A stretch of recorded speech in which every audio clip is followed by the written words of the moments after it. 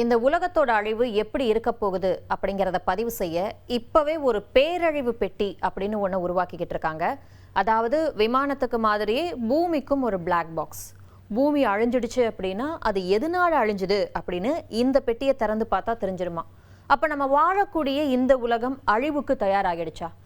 எதுக்காக இப்படி ஒரு திடீர் நடவடிக்கை அப்படிங்கிற ஒரு கேள்வி வருதுல. இது குறித்து விரிவாக அலசுவோம். இது தந்தி டிவியின் நியூஸ் டீப் டைவ். வழங்குவது நான் வினோதினி முத்துராமலிங்கம்.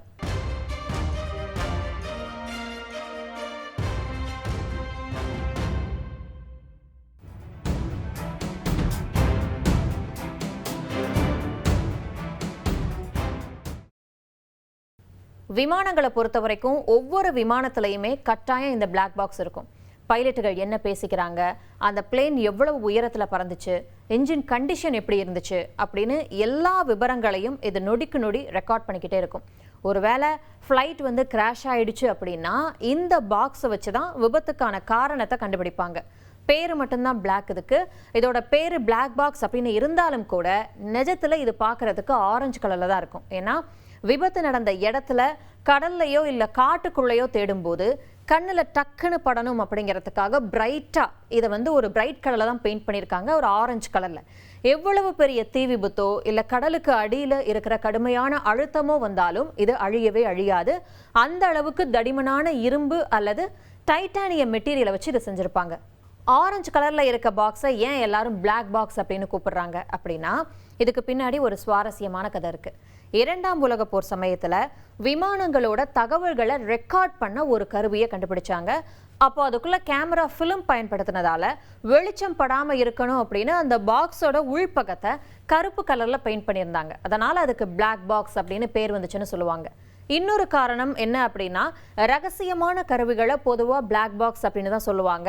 அப்படி கூட இதுக்கு அந்த பேர் வந்திருக்கலாம் அப்படின்னு சொல்லப்படுது. இந்த ஃப்ளைட் பிளாக் பாக்ஸ் கான்செப்டை வச்சு தான் எர்த்துடைய பிளாக் பாக்ஸ் அப்படின்னு ஒன்று உருவாக்கிக்கிட்டு இருக்காங்க. ஒருவேளை காலநிலை மாற்றத்தால் நம்ம பூமி பேரழிவை சந்திச்சா மனித இனம் எதனால அழிஞ்சுது, நாம் என்னென்ன தப்பு பண்ணணும் அப்படின்னு வருங்காலத்தில் வர்றவங்க தெரிஞ்சுக்கிறதுக்காக இது பூமியோட கதையை ரெக்கார்ட் பண்ணிக்கிட்டு இருக்கு. இந்த பிளாக் பாக்ஸ் எங்கே நிறுவப்படுது அப்படின்னா ஆஸ்திரேலியா பக்கத்தில் இருக்கக்கூடிய டாஸ்மானியா தீவோட மேற்கு கடற்கரையில் இருக்கக்கூடிய குயின்ஸ்டவுன் அப்படிங்கிற இடத்துல இதை வைக்க போகிறாங்க. ஏன் இந்த இடத்த தேர்ந்தெடுத்தாங்க அப்படின்னா இது நிலநடுக்கம் வராத பாதுகாப்பான இடம், அதே மாதிரி அரசியல் ரீதியாக ரொம்ப அமைதியான பகுதி, பெரிய போர்கள் வராத ரொம்ப தூரத்தில் இருக்கக்கூடிய இடம். இப்போ போர் அல்லது நகர வளர்ச்சியால் அழிய வாய்ப்பில்லாத இடமா பார்க்கப்படுறதால தான் இந்த இடத்த தேர்ந்தெடுத்திருக்காங்க. அது மட்டும் இல்லாமல் இந்த கரடு முரடான பகுதி பழங்கால பனிப்பாறைகளால் உருவானது. இந்த இடத்த ஒரு டூரிஸ்ட் ஸ்பாட்டாக மாற்றவும் பிளான் பண்ணியிருக்காங்க. இதோட சைஸ் என்ன அப்படின்னு பார்த்தோம்னா இந்த பிளாக் பாக்ஸ் ரொம்ப ரொம்ப பெருசு. எவ்வளோ பெருசு அப்படின்னா இதனுடைய நீளம் 16 மீட்டர், 52 அடி நீளம் கொண்டது. உயரம் பார்த்தோம்னா 4 மீட்டர், 13 அடி உயரம் கொண்டது. இது என்ன மெட்டீரியல்ல தயாரிச்சிருக்காங்க அப்படின்னா தடிமனான இரும்பால செஞ்சுருக்காங்க. இதுக்கு பவர் சோர்ஸ் எது அப்படின்னு பார்த்தோம்னா ஒரு கண்ணாடி போட்டு பாதுகாக்கப்பட்ட சோலார் பேனல்கள் மூலமாக இதுக்கு பவர் கிடைக்குது. பல நூறு வருடங்கள் கூட தாங்குற மாதிரி இதை டிசைன் பண்ணியிருக்காங்க. இது என்னென்ன டேட்டாவை ரெக்கார்ட் பண்ணும் அப்படிங்கிற ஒரு கேள்வி வரும்ல. அதாவது பூமியோட ஹெல்த் கண்டிஷனை பற்றி எல்லா தகவல்களையும் இது சேகரிக்கும். உதாரணத்துக்கு காலநிலை தகவல்கள், உலக வெப்பநிலை, கடல் மட்டம் உயர்றது, காத்துல இருக்கக்கூடிய பசுமை குடில் வாயுக்கள், அதாவது நம்ம பூமியை சுற்றி ஒரு போர்வை மாதிரி அட்மாஸ்பியர் அப்படிங்கிற ஒரு விஷயம் இருக்கு, வளிமண்டலம் அப்படின்னு சொல்லுவோம். அந்த வளிமண்டலத்தில் இயற்கையாகவே சில வாயுக்கள் கலந்துருக்கும். அதுக்கு தான் பசுமை குடில் வாயுக்கள் அப்படின்னு பேர். உண்மையிலேயே இந்த வாயுக்கள் நம்ம பூமிக்கு கிடைச்ச ஒரு வரப்பிரசாதம் அப்படின்னே சொல்லலாம். ஏன்னா சூரியன் கிட்ட இருந்து வரக்கூடிய வெளிச்சமும் வெப்பமும் அப்படியே பூமி மேலே பட்டு திரும்பவும் விண்வெளிக்கே தப்பிச்சு போக பார்க்கும். அப்படி தப்பிக்க பார்க்குற வெப்பத்தை இந்த வாயுக்கள் அதில் கொஞ்சத்தை அப்படியே பிடிச்சி வச்சுக்கும். இதனால தான் நம்ம பூமி ஐஸ் கட்டி மாதிரி அப்படியே ரொம்ப குளிராகாமல் மனுஷங்களும் மற்ற உயிரினங்களும் வாழ்றதுக்கு ஏற்ற சூட்டோட கதகதப்பாக இருக்குது. ஒருவேளை காற்றுல இந்த வாயுக்கள் மட்டும் இல்லை அப்படின்னு வச்சுக்கோங்களேன், பூமி முழுக்க குளிர்ந்து போய் நம்ம எல்லாரும் எப்போவோ காலியாகி இருப்போம். ஆனால் இப்போ நாம் பண்ணுற காற்று மாசு காரணத்தால் காற்றில் இருக்கக்கூடிய இந்த வாயுக்கள் அதிகமாகிடுச்சு. பூமிக்கு வரக்கூடிய வெப்பத்தை இது அளவுக்கு அதிகமாக பிடிச்சி வச்சுக்குது. போர்வைக்கு இப்போ ஒரு போர்வை போத்திருக்கும், அதுக்கு மேலே இன்னும் 4 போர்வையை போத்தி விட்டால் எப்படி நமக்கு வேர்க்கும். அதே மாதிரி நம்ம பூமியோட வெப்பமும் ஒவ்வொரு வருடமும் ஏறிக்கிட்டே போகுது. இதுதான் புவி வெப்பமயமாதல் அப்படின்னு சொல்கிறோம். அடுத்து கடல் வெப்பநிலையும் இந்த பிளாக் பாக்ஸ்ல ரெக்கார்ட் ஆகும். அதே போல சுற்றுச்சூழல் தகவல்கள், காடுகள் அழிப்பு, பல்லுயிர் பெருக்க பாதிப்பையும் இந்த பிளாக் பாக்ஸ் ரெக்கார்ட் பண்ணும். அதாவது பல்லுயிர் பெருக்க பாதிப்பு அப்படின்னா நம்ம பூமியில மனுஷங்க மட்டும் வாழ கிடையாது. பறவைகள், விலங்குகள், பூச்சிகள், கடல்ல இருக்கக்கூடிய மீன்கள், மரங்கள், செடி கொடிகள்னு கோடிக்கணக்கான உயிரினங்கள் ஒன்னா சேர்ந்து தான் வாழ்றோம். பூமியில இருக்கக்கூடிய ஒவ்வொரு உயிருக்கும் ஒரு முக்கியமான வேலை இருக்கு. ஒன்று இல்லைன்னா இன்னொன்று கண்டிப்பாக பாதிக்கப்படும். உதாரணத்துக்கு இப்போ தேனீக்கள் எடுத்துக்குவோம். தேனீக்கள் இருக்குல்ல, அதுங்க வேலை வெறும் பூமியிலிருந்து தேனை எடுக்கிறது மட்டும் இல்லை, ஒரு பூவிலிருந்து இன்னொரு பூவுக்கு போய் அமரும் போது மகரந்த சேர்க்கை பண்ணுது. மகரந்த சேர்க்கை அப்படின்னா செடிகள்லையும் ஆண் பெண் அப்படின்னு இருக்கும். ஆண் பூவில் இருக்கக்கூடிய மகரந்த தூள் பெண் பூவோட பாகத்தை போய் சேரணும். அப்படி சேர்ந்தா மட்டும்தான் அந்த பூ பிஞ்சாகி காயாகி பழமாக மாறும். அதுக்கப்புறம் அதுலேருந்து வர்ற விதையை வச்சு தான் அடுத்த தலைமுறை செடியை உருவாகும். ஆனால் செடிகளால் நம்மளை மாதிரி மனுஷங்களை மாதிரியோ விலங்குகளை மாதிரியோ ஒரு இடத்துல இருந்து இன்னொரு இடத்துக்கு நடந்து போக முடியாது. அப்போ என்ன பண்ணும்? அதுக்காக தான் இயற்கையை அந்த வழியை உண்டாக்குது. அதாவது தேனீக்கள், பட்டாம்பூச்சிகள், வண்டுகள், சில பறவைகள், சிட்டுக்குருவிகள் மாதிரி, அப்புறம் காற்று, மழை தண்ணி, இதெல்லாம் தான் அந்த இயற்கை காரணிகள். ஒரு தேனி பறந்து போய் ஒரு ஆண் பூவில் உட்காருது அப்படின்னு வச்சுப்போம். அது அந்த பூவில் இருக்கக்கூடிய தேனை குடிக்கும்போது அதோட உடம்புலையும் காலையும் அந்த பூவோட மகரந்த தூள் அப்படியே ஒட்டிக்கும். அடுத்து அந்த தேனி அங்கிருந்து பறந்து போய் பக்கத்தில் இருக்கக்கூடிய ஒரு பெண் பூவில் உட்காரும்போது அதோட காலில் ஒட்டி இருந்த தூள் டக்குன்னு அந்த பூவில் விழுந்துடும். அப்போ அந்த இடத்துல மகரந்த சேர்க்கை நடந்து முடிஞ்சிடுச்சு. இனிமேல் அங்கே காய் காய்க்க ஆரம்பிச்சிடும். அடுத்தடுத்த தலைமுறை செடிகள் உருவாக ஆரம்பிக்கும். இப்போ நாம் இன்னைக்கு சாப்பிடக்கூடிய தக்காளி, கத்தரிக்காய், மாம்பழம், நெல், பருப்பு அப்படின்னு 1/3 சாப்பாட்டுக்கு இந்த தேனீக்களும் பூச்சிகளும் பண்ணுற மகரந்த சேர்க்கை தான் காரணம். அந்த மகரந்த சேர்க்கைக்கு உதவுறது தான் காரணம்.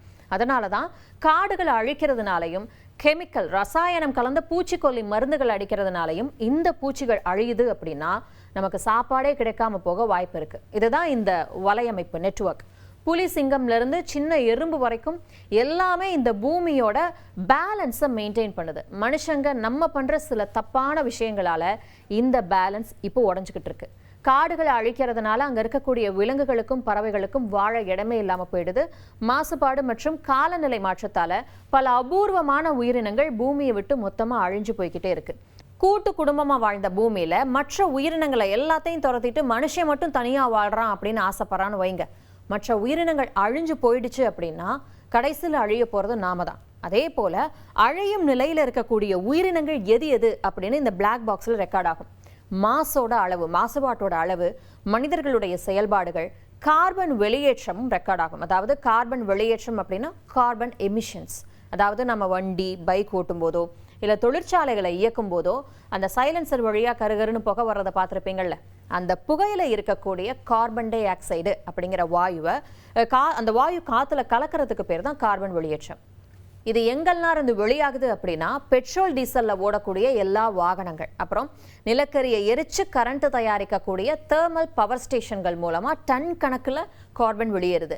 சிமெண்ட், இரும்பு, அப்புறம் பிளாஸ்டிக் தயாரிக்கக்கூடிய பெரிய பெரிய தொழிற்சாலைகள் பிளாஸ்டிக் மற்றும் கழிவுகளை பொது இடங்கள்ல எரிக்கிறது.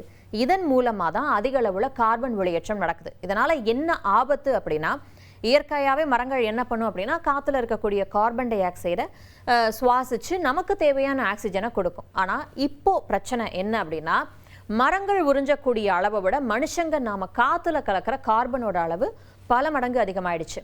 போதா குறைக்கு காடுகளையும் நம்ம அழிச்சிட்டோம். இதனால காத்துல தங்கிடுற இந்த கார்பன் சூரியனோட வெப்பத்தை விண்வெளிக்கு போக விடாம அப்படியே பிடிச்சு வச்சுக்குது. அதனாலதான் பூமி நாளுக்கு நாள் பயங்கர சூடாகி பனிப்பாறைகள் உருகி மழை பெய்ய வேண்டிய நேரத்துல மழை பெய்யாம புவி வெப்பமயமாதல் நடக்குது. இதுக்கு முன்னாடி பசுமை குடில் வாயுக்கள் அப்படின்னு பார்த்தோம்ல, அதுதான் இங்கேயும் நடக்குது. அடுத்து மின்சார பயன்பாடு, அரசாங்கத்தோட கொள்கைகள், சர்வதேச காலநிலை ஒப்பந்தங்கள், மக்களுடைய கருத்துக்கள், செய்திகள், இப்போ வந்துட்டு இருக்கக்கூடிய செய்திகள், இப்போ நம்ம பேசிக்கிட்டு இருக்கோம்ல, இதெல்லாம் கூட அதில் ரெக்கார்ட் ஆகும் இந்த பிளாக் பாக்ஸில். சோஷியல் மீடியா விவாதங்கள், நாடுகள் எடுக்கக்கூடிய சுற்றுச்சூழல் தொடர்பான முடிவுகள், மக்களுடைய எதிர்ப்புகள், ஆதரவுகள், இது எல்லாமே அந்த பிளாக் பாக்ஸுக்குள்ள சேகரிக்கப்படுது. அதாவது காலநிலை பேரழிவை நோக்கி மனித இனம் வைக்கிற ஒவ்வொரு அடியையும் இது ரெக்கார்ட் பண்ணிக்கிட்டே இருக்கும். காலநிலை மாற்றம் நடக்குது அப்படின்னு தெரிஞ்சும் நாம ஏன் அதை தடுக்க போதுமான விஷயங்களை செய்யல அப்படின்னு ஒரு கேள்வி இருக்கு. இந்த திட்டம் ஒரு எச்சரிக்கை மணி மாதிரி. ஒவ்வொரு அரசியல் முடிவும், ஒவ்வொரு காலநிலை மாநாடும், சுற்றுச்சூழல்ல நாம ஜெயிச்சதும் தோத்ததும் எல்லாமே இதுல பதிவாயிட்டே இருக்கும். நாம இப்ப பண்ணக்கூடிய எல்லா தவறுகளையும் நம்ம வருங்கால சந்ததி பார்த்துருவாங்க. நாம தான் பூமியோட அழிவுக்கு முக்கிய காரணம் அப்படின்னா அவங்க நம்மளெல்லாம் மன்னிக்கவே மாட்டாங்க. இந்த பிளாக் பாக்ஸை உருவாக்குனது யார் அப்படின்னா இதை ரவுசல் லேப் அப்படிங்கிற ஒரு அமைப்பு உருவாக்கியிருக்கு. 2021 ஸ்காட்லாந்துடைய கிளாஸ்கோ நகரத்தில் நடந்த காலநிலை மாநாட்டில் தான் இந்த திட்டத்தை பற்றி முதல்ல அறிவிச்சாங்க. ஆனால் அதுக்கப்புறம் எந்த அப்டேட்டும் கிடைக்கல. கிட்டத்தட்ட 5 வருடங்களாக எந்த அப்டேட்டும் இல்லை, எந்த ஒரு பெரிய செய்தியும் வரல. பாக்ஸ் கட்டுற மாதிரி வெளியில தெரியும், அந்த பிளாக் பாக்ஸ் கட்டுற மாதிரி எந்த ஒரு வெளியில தோற்றமும் வெளிவரல. சோசியல் மீடியாலையும் எந்த பதிவும் இல்லை. அதனால இந்த திட்டம் அப்படியே நின்று போயிடுச்சு அப்படின்னு எல்லாருமே நினைச்சிட்டாங்க. அப்போ இந்த 5 வருடங்களா என்னதான் பண்ணிட்டு இருந்தாங்க அப்படின்னு ஒரு கேள்வி வருது. என்ன பண்ணாங்க அப்படின்னா, இதோட ஆர்ட் டைரக்டர் ஜொனாத்தன் நீபோன் அப்படிங்கிறவர் என்ன சொல்றாருன்னா, இந்த 5 வருடங்கள்ல அவங்க டீம் இதோட டிசைனை வந்து மாத்திக்கிட்டு இருந்தாங்களாம். டேட்டா ஸ்டோரேஜ் சிஸ்டம், பண உதவி தொடர்பான திட்டங்கள், வெப்சைட் வசதி, பல வருடங்களுக்கு இதை எப்படி மெயின்டைன் பண்றது அழியாம இப்படி எல்லாத்தையுமே ரெடி பண்ணிட்டு இருந்தாங்க அப்படின்னு சொல்லப்படுது. இதை வந்து அப்போகலிப்ஸ் பாக்ஸ் அப்படின்னு சொல்றாங்க. அதாவது பேரழிவு பெட்டி அப்படின்னு அழைக்கப்படுது. ஏன்னா இது ஒருவேளை உலகம் அழிஞ்சா என்ன பண்றது அப்படிங்கிற மோசமான சூழ்நிலைக்காக உருவாக்கப்பட்டது. காலநிலை பேரழிவுகள் அதிகமாகி சாப்பாட்டுக்கு பஞ்சம் வந்து அரசாங்கங்கள் சீர்குலைஞ்சு ஒட்டுமொத்த மனித சமுதாயமும் அழியுது அப்படின்னு வைங்க. அப்படி ஒரு நிலைமை வந்தா கூட இந்த பிளாக் பாக்ஸ் மட்டும் அழியாம அப்படியே இருக்கும். அப்புறமா எதிர்காலத்துல வர்றவங்க இதை திறந்து பார்த்து அப்பவே விஞ்ஞானிகள் எச்சரிச்சிருக்காங்க, அரசாங்கம் இதையெல்லாம் பண்ணியிருக்கு, இந்த தப்பான முடிவால தான் உலகம் அழிஞ்சிருக்கு அப்படின்னு தெரிஞ்சுக்கலாம். இது ஒரு வரலாற்று சாட்சி மாதிரி. அப்போ உலகம் அழிய போகுது அப்படின்னு விஞ்ஞானிகள் சொல்றாங்களா அப்படிங்கிற ஒரு கேள்வி நமக்கு வரும். இல்லவே இல்லை, இது ஒரு தவறான புரிதல் அப்படின்னு கூட சொல்லலாம். உலகம் அழிய போகுது அப்படின்னு இந்த திட்டம் ஜோசியம் சொல்லலாம் கிடையாது. ஒருவேளை மனிதர்கள் இந்த ஆபத்தை தடுக்க தவறிட்டா என்ன நடக்கும் அப்படின்னு ஒரு ரெக்கார்ட் பண்ணி வைக்கக்கூடிய ஒரு சாதனம் மட்டும்தான் இது. இதை ஒரு இன்சூரன்ஸ் மாதிரி நினச்சிக்கலாம். அதாவது நம்ம ஆக்சிடென்ட் ஆகணும் அப்படின்னு இன்சூரன்ஸ் போடுறது கிடையாது. ஒருவேளை ஆக்சிடென்ட் ஆனால் உதவட்டும் அப்படின்னு தான் இன்சூரன்ஸ் போடுறோம். அதே மாதிரி தான் இதுவும். டூம்ஸ்டே கிளாக் அப்படின்னு ஒரு விஷயம் இருக்குல்ல, உலகம் அழியறதுக்கு எவ்வளவு பக்கத்தில் நாம் இருக்கோம் அப்படின்னு கணிக்கக்கூடிய ஒரு அடையாள கடிகாரம் தான் இந்த டூம்ஸ்டே கிளாக். இதை வந்து bulletin of the atomic scientist அப்படிங்கிற ஒரு அமைப்பு மெயின்டைன் பண்ணிட்டு இருக்காங்க. இதில் நடுநிசி நடுராத்திரி 12 மணி அப்படின்னு வந்துருச்சு அப்படின்னா உலக பேரழிவு அப்படின்னு அர்த்தம். இப்போ 2026 இந்த கடிகாரம் நள்ளிரவுக்கு ஒரு 85 வினாடிகள் முன்னாடி இருக்கு. கடிகாரம் உருவாக்கப்பட்டதிலிருந்தே நாம பேரழிவுக்கு இவ்வளவு பக்கத்துல இருக்கிறது இதுதான் முதன்முறை. இதுக்கான காரணங்கள் என்னென்ன அப்படின்னு பார்த்தோம்னா நமக்கே தெரியும். அன்றாட செய்திகளை பார்த்தோம்னாலே தெரியும். அணு ஆயுத மிரட்டல்கள், காலநிலை மாற்றம், வைரஸ் ஆபத்துகள், ஆபத்தான புதிய தொழில்நுட்பங்கள், இதெல்லாம் தான் இதுக்கு காரணம். இந்த டூம்ஸ்டே கிளாக்கும் உலக அழிவை வந்து கணிக்கல, உலகத்துல ஆபத்து அதிகமாயிட்டு இருக்கு, உலக அழிவை நோக்கி போயிட்டு இருக்கோம் அப்படின்னு ஒரு எச்சரிக்கக்கூடிய ஒரு சாதனம். அதே மாதிரி தான் இந்த அப்போகலிப்ஸ் பாக்ஸும் பேரழிவு பெட்டியும் கூட. ஒருவேளை இப்படி எதுவுமே நடக்காம மனித இனம் ஜெயிச்சிடுச்சு அப்படின்னு வைங்க, அதாவது பூமியோட வெப்பநிலை கட்டுக்குள்ள வந்துருச்சு, கார்பன் வெளியேற்றம் குறைஞ்சிருச்சு, மனித இனம் சூப்பரா வாழுது, அப்படி நடந்துருச்சு அப்படின்னா இந்த பிளாக் பாக்ஸ் வேற லெவல்ல மாறிடும். நம்ம தோல்வியை காட்டக்கூடிய பாக்ஸா இல்லாம மனித இனம் எப்படி ஒன்னா சேர்ந்து இந்த ஆபத்திலிருந்து தப்பிச்சாங்க அப்படின்னு காட்டக்கூடிய ஒரு வெற்றி சின்னமா மாறிடும். அப்போ இனி வரக்கூடிய சந்ததியினர் நம்மளை பத்தி பெருமையா நினைப்பாங்க. நம்ம அழியிற நிலைமைக்கு போனோம் தான், ஆனா நம்ம முன்னோர்கள் நம்ம பூமியை அழிய விடலை அப்படின்னு பெருமையா பேசுவாங்க. ஆனால் இது ஒன்றும் அவ்வளோ ஈஸி கிடையாது. ஏன்னா ஆயிரம் வருடங்களாக மனிதர்கள் தங்களோட அடையாளங்களாக எதை விட்டுட்டு போயிருக்காங்க? கோயில்கள், நினைவு சின்னங்கள், நூலகங்கள், கல்வெட்டுகள்னு விட்டுட்டு போயிருக்காங்க. அதோட ஒரு மாடர்ன் வேர்ஷன் தான் இந்த பூமியுடைய பிளாக் பாக்ஸ். ஆனால் மற்ற சின்னங்கள் எல்லாம் நம்ம வெற்றியை கொண்டாடுச்சு. ஆனால் நம்ம என்ன பண்ணுறோம்? நம்ம எதிர்கால பிள்ளைங்களுக்கு ஒரு எச்சரிக்கையை விட்டுட்டு போகிறோம். இதுவே மனித குலத்திற்கான மிகப்பெரிய தோல்விதான். ஆபத்து வருது அப்படின்னு தெரிஞ்சும் மனுஷனா நீ என்ன பண்ண அப்படின்னு அவங்க கேள்வி கேட்பாங்கல்ல. ஆபத்து வரும்னு தெரிஞ்சும் ஆட்டமா ஆடி இருக்கியே, மனுஷ ஜென்மமா நீ அப்படின்னு கேள்வி கேட்பாங்கல்ல. நவீனம், நாகரிகம், தொழில்நுட்ப வளர்ச்சி அப்படிங்கிற பேர்ல அறிவியலை ஆபத்துக்காக பயன்படுத்தாம நல்ல விஷயங்களுக்காக மட்டும் பயன்படுத்திட்டு இயற்கையோடு ஒன்றிணைஞ்சு வாழ்ந்தாதான் இந்த உலகத்தால பிழைக்க முடியும்.